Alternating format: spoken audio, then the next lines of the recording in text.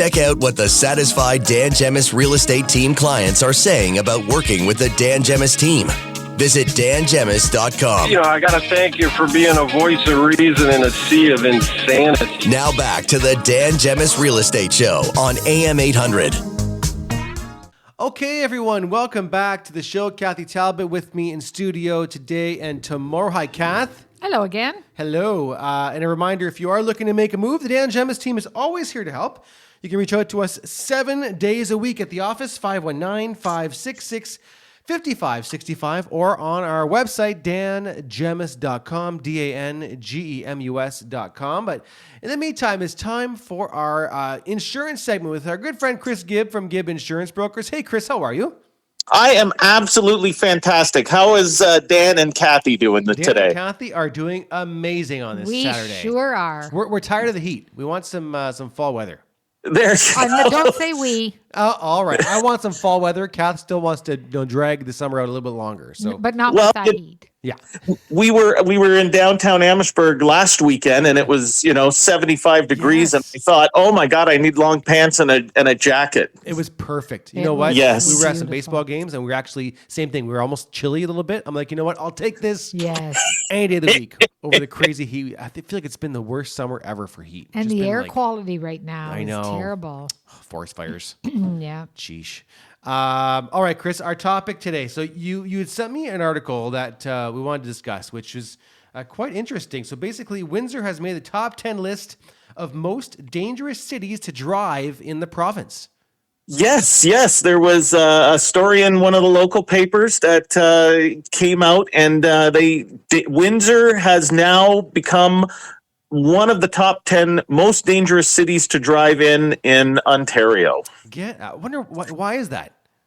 They're basically what they're saying is it's bad drivers, border crossings, and more cars on the road. More cars on the road. More cars on the road. There's, Windsor and Essex County is growing, one of the fastest growing areas in the province, and more drivers means more accidents. Well, I understand that people want to be part of what we have going on here. It's amazing, right? So well, exactly. Yes. Everybody wants to live in Windsor and Essex County, and they should contact the Dan Gemus real estate team. That's right. And they'll obviously need insurance. They should call Chris Gibb and the Gibb Insurance team. There you go. So, Chris, obviously being ranked in this list, I'm sure it's not doing us any favors from a rate perspective, is it? No. I will say across Ontario, car insurance premiums increased an average of 4.1% year over year. But in Windsor, the premiums increased 12.7%. So certainly not a good statistic or a good place for Windsor and Essex County to be in. Now, Kath, there will be a day where we're going to have Chris on and he'll have actually good news for us. It's coming. I'm waiting for it. Well, I do have one bit of advice for you and Kathy and your listeners. If you don't own a car, you are not very likely to have to pay high insurance rates. That's the key. Get a bike. That's the key. That's my number one tip of the day.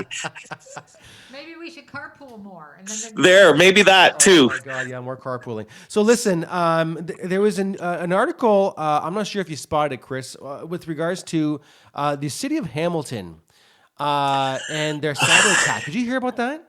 Yes. What's being with my dual hats, that was another one that really took me off guard.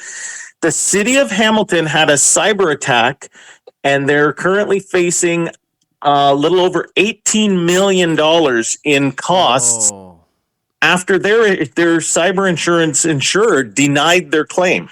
Oh my! Why did they deny the claim? They denied the claim because as part of the city's cyber security program, they were supposed to have two-factor authentication. And they didn't. And they did not. So, wow. That was a big, it's when you tell people to read the fine print of their policy, the city of Hamilton should have read the fine print. Oh my gosh, someone's getting fired. Could you imagine $18 million being plopped onto the tax base? Like, what would that even mean? I mean, the city of Hamilton, I would. They have a larger budget. I know. It's a larger population, but what kind of drives me crazy is you're paying for cyber insurance, but you're not following the policy. So it's even more of an insult added to injury. Like, I don't know. And it's funny you say we talk about this because it's not just big cities or big corporations that can start thinking about cyber insurance, but individuals. I mean, think about it. If somebody hacked your bank account or hacked your computer, you're probably not going to lose $18 million, but still, personal cyber insurance is something people are starting to put on their home insurance policies. My goodness.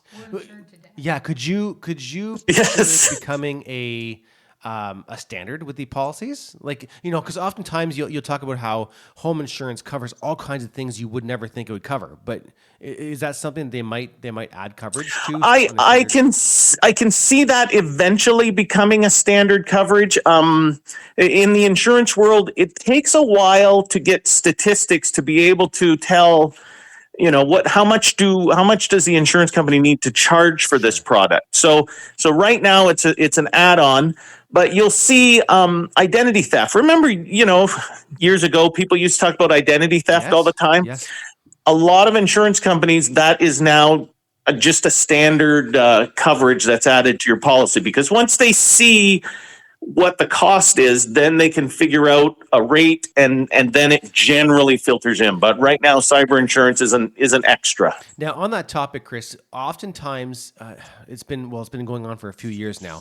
We'll have people getting scammed, rental scams where they think they're calling or reaching out to a landlord for a property down the street or whatever in Windsor.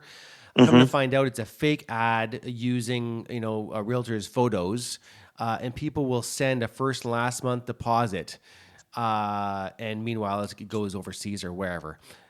Could something like that be covered under someone's home insurance policy, or would that just be you're out of luck?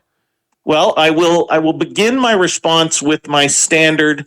I am not a lawyer. Sure. So I'm certainly not going to give anyone legal advice, but generally that is the type of thing we're trying to cover with that identity theft, cyber attack. That kind of coverage is those are the type of things.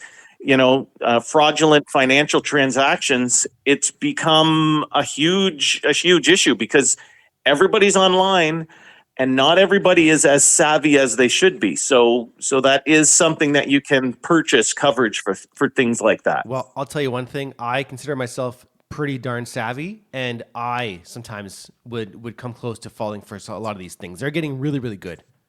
Oh, really yeah. are. Yes. There was one about a year back that it looked like an email from one of my staff members, and it wasn't. And they were asking me to go and buy a bunch of iTunes gift cards. Yes. And I thought, what the heck are they asking me that for? I'm not buying anybody any iTunes gift cards. But I looked at the email on my phone and I didn't see that the email address was fake. And then when I looked at it on my desktop, I caught it. So yeah, they're getting pretty good. There was a couple of years, it hasn't happened in a little while, but the agents on our team would get a text message from me. Well, not really from me, but from someone who says they were me. Same thing, asking to go get gift cards. Yeah. So, and from what I understand, the reason they caught it was that the spelling was correct. So they knew it wasn't from you. It took me a second. Chris. Oh, that's funny. Oh my goodness. So listen, but it happens more and more. It's we're starting to really see it. It's becoming a huge issue. Oh. Sorry, I had to take this. I had to take the swing. It's the weekend. I've got a text from a listener here, Chris. Are older homes harder to insure? Yes. Harder to insure? Yes. And I mean, when we start talking about older homes, there are a lot of insurance companies that will not insure homes over 100 years old. And in Windsor and Essex County, that's only 1925. It's not that, long ago, yeah. It's not that long ago. We have a lot of homes in the area. So When I say harder to insure, I'll put air quotes around it. It's more that, there's fewer options for insurance companies that will entertain those. What if the home was built in the late 1800s, but it's been completely redone, completely renovated? Does that make a difference to the insurance company? That will make a difference to the insurance company. You certainly have to make sure you have up-to-date plumbing and wiring, and your furnace is up to date. Like I say, there's insurance companies that will do it. Sure. It's not a deal breaker. It's just that you generally find the 1-800 insurance, the online insurers, they just say no, and then they don't have to deal with it. Another text just came in. This is completely unrelated to home insurance, but someone, their friend, is what they're making it sound like. Their friend's son was stopped with a over 50 ticket, with a stunt driving ticket. What does that? I guess they're asking what that means for their insurance. That means that son is going to be buying a bicycle. When you get one of those stunt driving tickets, that's generally considered what we call a criminal violation. You will immediately go to high risk insurance, and you've got 3 to 5 years of ridiculous insurance amounts. Being late for work is much better than no doubt than getting one of those tickets. Now, Chris, my kids aren't old enough to drive. When I was just starting to drive, I remember I was paying like $500 a month. This is going back 30 whatever years ago, 20 something years ago. What is it like now for a regular teen, 16, 17-year-old to get insurance? Is it still in the hundreds of dollars? Is it more? What are we looking at now? Yeah, it's definitely in the hundreds of dollars range.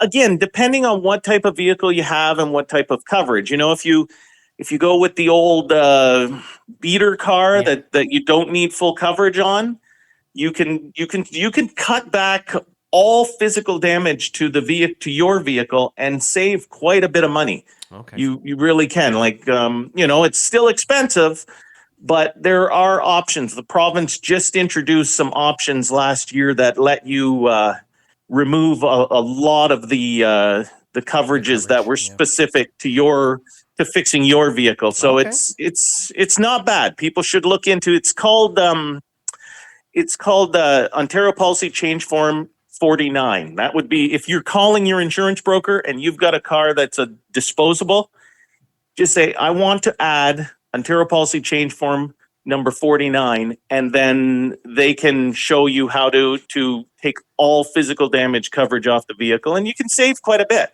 Fantastic. Listen, Chris, if anyone's got questions for you, what's the best way to reach out to the Gibb Insurance team? The best way is just shoot me an email, chris@gibbinsurance.ca, or they can call the office, 519-736-8228, or visit our website, gibbinsurance.ca, and you can get a quote online. Awesome, Chris. Thanks as always, and we'll chat again in a couple weeks. You got it. Have a great weekend. All the best. You too. That's Chris Gibb with Gibb Insurance Brokers, and lots of great advice and a little comedy there as well for you. So you can always rely on Chris for some comedy. All right, we're going to take a break. We're going to come back with our listener questions segment. We got some more responses to our fun question today. What's your best moving day advice? We'll get to that and lots more right here on the Dan Gemus Real Estate Show.